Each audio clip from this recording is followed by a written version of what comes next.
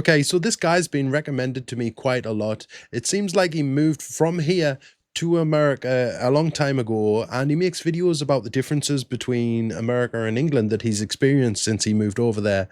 And this one caught my eye. 8 American things that are catching on in Britain. I can tell you what I hope would catch on in Britain. How about some real freedom of speech? Probably wouldn't be able to post that video. Yeah, let's check this guy out. All right, here we go. Hello. I just got back from a holiday/vacation in the UK, and while I was there, I realised something that was very interesting, and that is that the Americanization of the United Kingdom is at an all-time high. Yes, please. I'm pausing this straight away, right? See, his accent lets me know that he's like from like a middle class area. I'm not saying that he's middle class. I don't know anything about it, right? But like, for example, if someone spoke like that where I'm from, you would automatically think that they're in witness protection, and then the house would get like the windows put out and they'd have to move and stuff like that, which is. It's just one of them things, like with his voice. But from what I've seen of his videos, this guy's a really nice guy. So I'm in no way insinuating that this is the same type of person.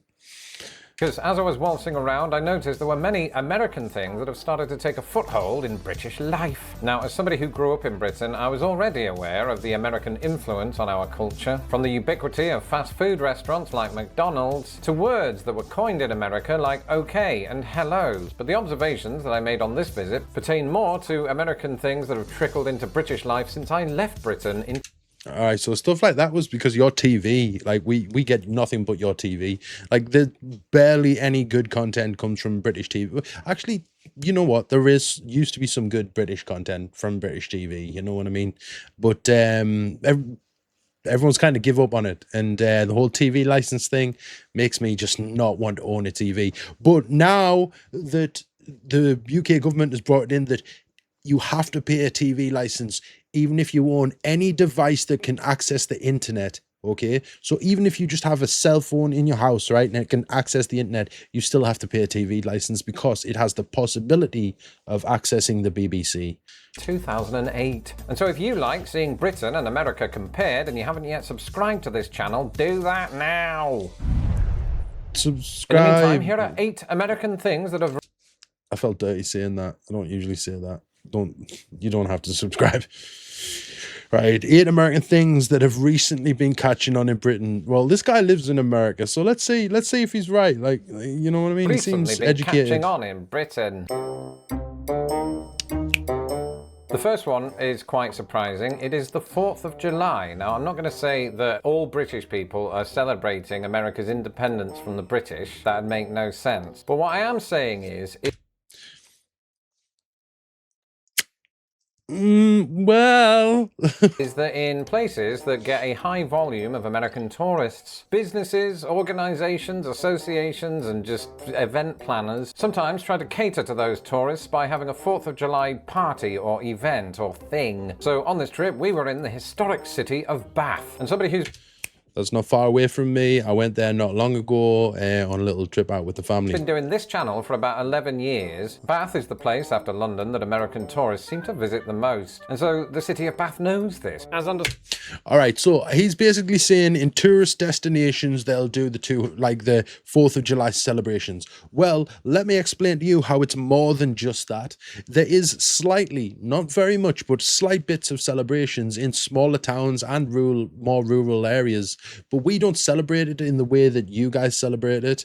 We celebrate it more as in the same that we do for the 5th of November. You know, remember the 5th of November. So every 5th of November, we celebrate a day that a person called Guy Fawkes almost blew up the Houses of Parliament. Well, actually, the royal family told us that we had to burn an effigy of this guy called Guy Fawkes. But it's developed into a celebration of the time when we almost accomplished some real change. That is kind of how it's starting to be viewed upon. Let's say, if I say English or British patriots, then people assume that I'm talking about like right-wing people or anything like that. No, but there is a lot of people that think, oh, this is a day that proves people can accomplish what maybe we feel like we need to accomplish here. So yeah, it's catching on in more than just tourist destinations. Scored by the Abbey, which we visited and you'll see in a later, more extensive video. But one thing that caught the eye is they had a special exhibit celebrating the 250th anniversary of American independence. I say exhibit, it seemed to consist of this American flag. But this wasn't the first time that I'd seen such a thing in the British Isles. Some restaurants in London will have 4th of July specials, and I know from experience that if you have American friends who are visiting the country and it just happens to be July, we usually put on something for them, even if it's just a couple of sausage rolls. Don't talk to me about air conditioning. Don't talk to me. Don't tell me that air conditioning is catching on, because unless you live in a posh area, unless you work for some sort of government thing, or you're like a business or something like that, on a council estate like where I live, what do you guys call it in America? Like the ghetto or some, I have no idea what you guys call it in America, right? But in England, we call it the council estate. You're not getting air conditioning, okay? I got a fan behind me. That's it, and it's rubbish. I can't even feel the breeze from here. That's it. To get real air conditioning in England, I have to do so many loopholes, and even for the rubbish ones, what literal American people have told me that are not proper air conditioning is super expensive. To get the proper one with like the refrigerant in and all that stuff, it's not impossible, but it feels so near to impossible. Speaking of days that are typically hot, I've spent a lot of time on this channel talking about how America has air conditioning and Britain doesn't. That, of course, is a generalization, and something that I discovered while I was in Britain is that air conditioning is just starting to take off a little bit. I'm not saying that every home in the country has it, that's by no means the case, but in a lot of the places... That is not. Okay? Unless you're wealthy or politically aligned or a big business, then we don't have it. Places we stayed, there was air conditioning in the hotels. But for once, I actually felt a little bit chilly inside certain historic buildings. Actually, you know what? Let's mention hotels. There is certain hotels in England that house certain people that the government has just spent over 10 million to add air conditioning, yet those people are from places that are a lot hotter than here. So let's just move on. Let's just move on. There's Sally Lunn's Tea Room in Bath. In fact, not only did they have air conditioning, they went to great lengths to point out that they had air conditioning, and not just on their ground floor, but all of their floors. Now, hotels and historic buildings are one thing, but residential spaces are quite another. And it's true, most British houses still don't have aircon, as they call it in Britain, but we are seeing a small increase in AC usage. Of course, Britain's gradual adoption of air conditioning is in response to rising temperatures and longer summer weather. Heck, just this year, the UK has endured 3 major heat waves, something that would have been unthinkable back when I lived there. And as ever, the British press has reported on the subject in a variety of ways. One story used the classic tabloid jargon word scorching, while others focused on potential fatalities. And then there's the Oxford Mail with the most British angle of all, how to find the best beer gardens during this time of crisis. Time of crisis. We literally had the most ambulance call outs that's ever been recorded. Like the video from the fat electrician, and not just him, but the actual statistics, prove that hundreds of thousands of people in Europe are dying from heat related things every single year. Why does us common people why can't we just go on Amazon and buy the right kind instead of what you guys call a swamp cooler or something like that? That's what we get, and that's what I got, and honestly I can't tell any difference. I just pour water into it and it's a fan that blows through like a sponge thing. It's honestly, we need it. Some things were more surprising than others. What was that? During our visit, we had a pub lunch with my brother, my sister-in-law, and my niece and nephew. And while we were there, I saw something that I don't think I've ever seen in Britain. The toilets were not denoted by the word loo or ladies and gents. Instead, we had the American term restroom. And I asked my brother about this, and he said, well, actually, I've seen a few instances of restroom here in London. And what you should know... Okay, you right, okay? It used to just be men's and then ladies That used to be it when I was a kid. That was men's, ladies, and you would have like a disabled toilet. You know what I mean? But now, I think that they've changed these things for a different reason. Like, for example, there is a lot of instances where, let's just say, they have to share the same bathroom. Move on. About my brother is that he is a London expert who writes books about it and everything. And he said that he's in fact seen several instances of restroom in London, and he thinks that it is really just to cater to American tourists, of whom there are many in England's capital. It's not to cater to American tourists. It's just so that they don't have to say men's or women's. That's it. And this is particularly true at King's Cross Station, which is where this pub was located. And it got me thinking, you know, can the introduction of words like restroom to mean toilet eventually take foothold in British English and usurp the likes of loo? I know a lot of people in Britain wouldn't like that, but you have to consider that this sort of thing does occasionally happen. I mean, I'd heard that British people often use the term nowadays season to mean an entire series of episodes of a TV show. Previously, we'd just referred to this as a series, which is a word Americans use to describe the entire saga. Either way, Britain has a lot. Wait, is that an American thing?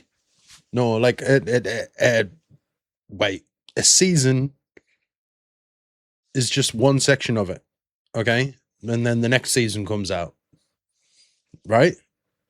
I didn't even know that was an American thing. Long history of begrudgingly adopting American phrases, using them for long enough, and then forgetting they were originally American phrases. And eventually, I think that's what I might have just done. I forgot it was an American phrase. I didn't know it was an American phrase at all. So yeah, okay. they're becoming fine and dandy with all of them. Mixer taps. Increase. Yeah, you posh. I'm pausing this too much. What about mixer taps? My kitchen is like 30 years old or something. Well, actually, it's 22 years old. My kitchen, like, I had way before I ever lived here, my kitchen was changed out, and and all the houses in my area, it's like you're lucky if you get new houses, posh houses. Those mixer taps, yeah. I guess I could like do it myself, like just make the plumbing and do a mixer tap. But where have I seen any mixer taps before? You know, if you go to like a nice restaurant or something, and then you use the restroom, maybe there's some mixer taps in there.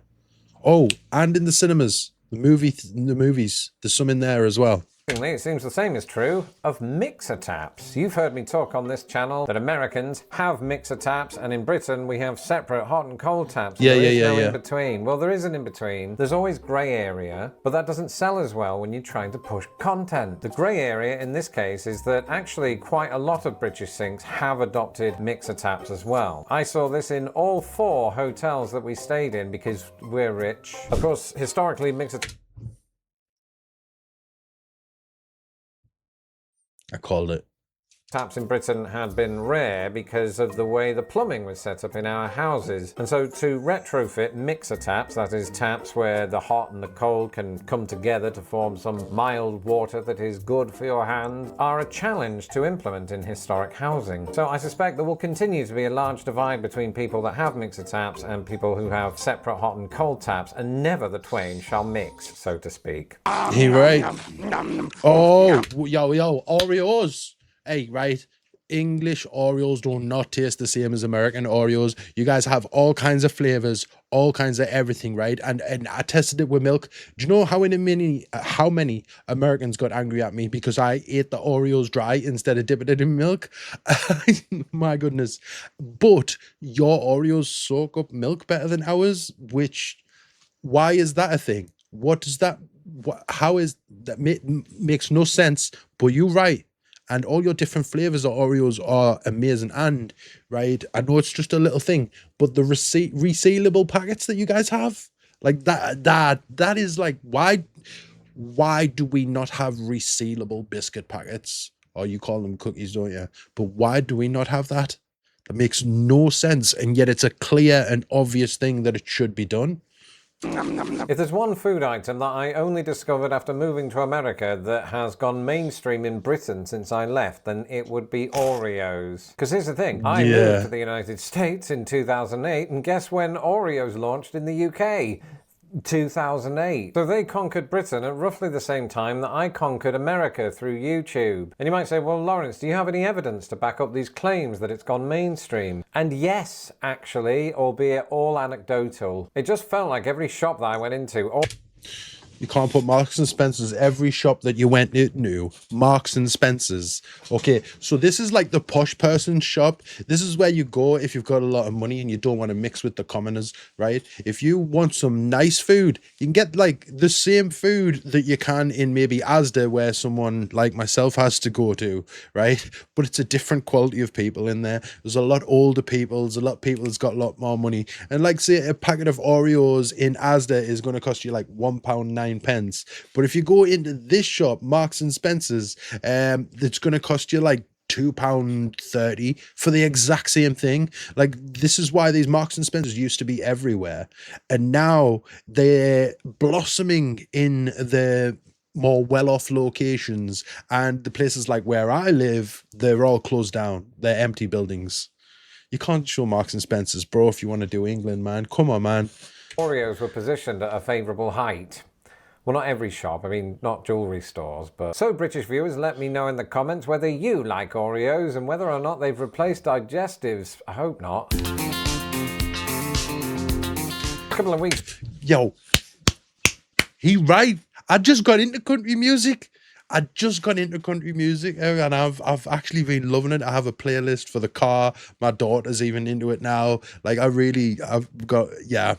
Okay. I'm ready for this one. I'm glad to know it's catching on. There's a lot of places in England that's starting to do, like, there's line dancing was very big for a while, but there's like bars that are like American bars, but like they're ran by English people, which I don't feel like that's as authentic, but at least they're trying and stuff like that. But also they play country music all the time. They've got like wooden everything, and which is kind of weird for England. But it's a nice vibe. I don't go in bars or pubs or anything very often. You know what I mean? Like literally barely ever. But yeah, it is definitely catching on. Country music though. Yeah, bro. Tell me. Ago, I made the claim to you that mainstream country music has never really caught on in the UK. But to quote the Secretary of Defence from Independence Day, that's not entirely accurate. Because I was in another pub in London and all of a sudden this song comes on that I don't know the name of, but it had that sound. And it's probably sung by somebody called Josh. And I thought, oh great, this is also for American audiences. But no, because during the recent World Cup, there was a news story about how England star Harry Kane went to a country singer's concert. And it's like with the NFL, like some British people are very into it, but they're a small minority that we all just ignore. No, I'm joking. I'm sure you're perfectly nice. And in fact, after we completed production on this video, that same country superstar Ella Langley just went to number 3 in the UK charts. Told you, it's catching on. Country music is definitely catching on, and I do genuinely believe, like I say in my videos, it's because it's a storytelling genre. You can talk from emotion and things like that, whereas every other type of music, well, not every other, but almost every other type of music that we get over here feels like it's made and produced for the sole reason of selling as many records as possible, right? When these country music singers feel like they have I don't know about this lady because I don't know her music, but the country music singers that I've seen, they feel like they have a story, they've had a thought, they've had a feeling and a message they wanted to get out. So then they just get a piece of paper and they start writing, they start playing, and then the song develops into just an expression of something. So that's why it's taken off, I think. Look, I made a steak. A steak? This one's weird, so anyone who knows me knows that I no longer eat fast food. cheesesteak. But I did briefly consider doing a video where I compare British McDonald's with American McDonald's, just for the fun. But actually, while doing that, I discovered that McDonald's in the UK actually sells something called a Philly cheesesteak. I'm an idiot. Does it? What part of England does it sell a Philly cheesesteak at McDonald's? never in my life have I seen a Philly cheesesteak in McDonald's. I seen a one in Subway, but like it's not called a Philly cheesesteak. It's just called a cheesesteak, and the people in Subway just do a really. I don't know why they do such a rubbish job of making sandwiches, man. It's like literally your only job is to make a sandwich. Like please, just make a good sandwich, and I'll be a loyal customer. But you're not like, come on, man. It turns out I misread the ad. In fact, UK McDonald's briefly sold something called a Philly cheese stack, which to me looked... Oh, I was right. They don't sell it. Okay, I should have just watched for an extra 4 seconds. Because wait. I got a work call. I got to answer. All right, I'm back. I'm pressing it. But yeah, Philly cheese stack. Yeah, we have them at McDonald's sometimes. Every now and then they come out with something. They always come out with like these American things that just, when I ask American people like, hey, is this what you get over there? And they're just like, what is that? It's more like a glorified cheeseburger than anything that I had in Philadelphia. Oh, that is really good. That is really good. So distinct from a Philly cheesesteak was it, in fact, that it claims to have originated in the UK. Then again, So it wasn't actually a Philly cheesesteak. It originated in the UK. Like I just said, I show American people stuff like this and they're like, what? That's not how we do it. Like, that's not how we do it. Hey, man, give me a brisket, okay? I don't want it just a brisket that's just been like put in a microwave or some weird stuff.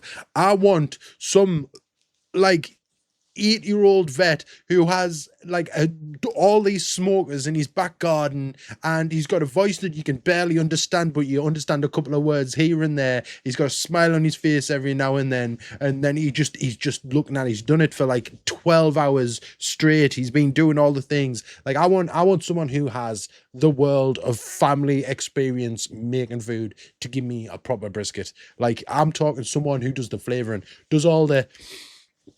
It's that thing you do when Americans look after their meat. We're just going to pretend I didn't say that. UKers seem to like taking bits of American culture and turning them into puns. Haha, Boston Tea Party. Apparently they're big LOL. across the UK. Or Liberty Bell Gifts in Sidmouth. Now, in America, most people know what a Philly cheesesteak is, especially people from Philadelphia. I thought this was something that you would only get here. Well, it turns out that it's not just McDonald's that's into Philly cheesesteaks. These seem to be picked up by food enthusiasts who have a particular interest in American food, and seems to be something that is making inroads in cuisine. You're right. We try and make it at home because they don't serve it anywhere here. We're trying to make it at home. What's the point? Like we get mocked all the time for not having flavors and spices and things on our food. We want them. We are trying to make them ourselves at home. Okay, they just give us it. In Britain. So I suppose the essential question for my British viewers is this: have you also discovered Cheese Whiz? Cheese Whiz, right? No, I haven't. I keep trying to order some proper one. Okay, an American sent me, like an amazing American sent me a thing with some cheese, and I mixed it with this. It wasn't salsa. It was some kind of It was red. I don't know what it was, but I mixed it with the cheese thing. I melted it like they said, and I dipped my nachos in it, and it was just like and I can't make any more of it. I can't because I can't get the product. But why can't we have these things on our shelf? Why can't we have the flavoring? Apparently, some of the things that was in that cheese is not allowed in English food, which is crazy. Like, if I would like to eat something, let me eat something, okay? If I want to eat a crayon, why does the UK government have to stop me from eating a crayon? If I want to go and have a cheese that's got some ingredient that might be unhealthy for me, why does the government have to have a say in what's in my food? Okay, I understand making it very clear about what's in food and stuff like that, and certain things shouldn't be allowed and all that stuff, but like in England it's taken to the extreme, man. It's like Mountain Dew's a perfect example. Okay, In America, they love Mountain Dew.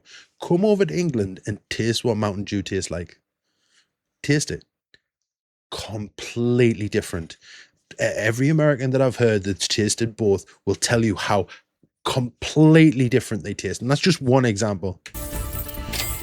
Black Friday is not And catching finally, on. Black Friday. And before I moved to the United States, if you'd have told me that was a It's term, not I would catching have on. assumed that it was some sort of historical day in which the economy tanked. In theory, it's the opposite of that, where a lot of shoppers, the day after Thanksgiving, go shopping for mad deals and come home with a Is your Black Friday the day after Thanksgiving? I didn't know that. I did not know that. But I'll tell you something. Black Friday in America, it looks like you get actual deals. From what I've seen, the videos that I've seen, it looks like you have actual deals. So I can understand people rushing for the actual deals. But in England, what they do is they'll just put like a sales sticker on it, and it'll just be the normal price what it usually is. So nobody turns up. If you, hey, do me a favor, after this video, go on YouTube and just look up UK Black Friday, right? And you can just see all the stuff at the doors with balloons and everything, and the doors open, and just like one guy walks in the door, just like, yeah, what's going on? This is a normal day. What's happening? Nobody goes for the sales in England because they don't actually put any good sales on. Everything's still an absolute rip off, and you can get the same thing for the same price. The only thing close we've got, right, is Amazon Prime Day. Amazon Prime Day prices drop like a decent amount on certain Amazon products on Prime Day. load of tat. Surely such a thing couldn't catch on in Britain. It could, and it did. After I moved to the United States, I started seeing news reports about how through Amazon and things like that, the idea of these Black Friday sales Through Amazon, I literally just mentioned. I should really watch the video before commenting, okay? I should really... started to pick up in the UK. And that's not surprising. I mean, we love a good bargain just as much Where are you shopping? You got some models in a shopping center. What kind of shopping center is this? This is not the average British shopping center, okay? Like, where's the homeless people, okay? Why is there no trash on the floor? Look at all the glass that hasn't been smashed behind you. Are you sure this is England? as the next country. And we also love tat. I can't believe the amount of King Charles plate sets in the duty-free section at Heathrow Airport. Actually, King Charles play sets, I shall never. now I think about that is for the Plate Americans, sets. isn't it? But thankfully, when you're Oh, a it dual is for the citizen of both Americans. the US and the UK, they cancel each other out in your heart, and you end up just sleeping through Black Friday, which for me is fantastic. All right, so that was quite interesting. You can clearly see that perhaps that guy was from a different area of England than what I'm from, and experienced a different life than maybe what I have, which is fine. He seems like a really nice guy, though. He genuinely does. Some of the things on there are catching on or have already caught on, maybe for different reasons and stuff, but he has lived in America for a long time now. Lucky man. I would like to experience it for myself. Some of the differences. I would love to experience it and make my own video going over to America and not like visit the touristy destinations. I mean, just like the real people and the real places, and get to experience some of it for myself. I hope to one day be able to do a video like this myself, just to show you the differences that I've discovered. Like, great job to this man. Please go and show him some love as well, because he did a great job putting this video together. Thank you so much for watching this with me and recommending this to me. I hope you're having a wonderful day. Much love and God bless. Thank you.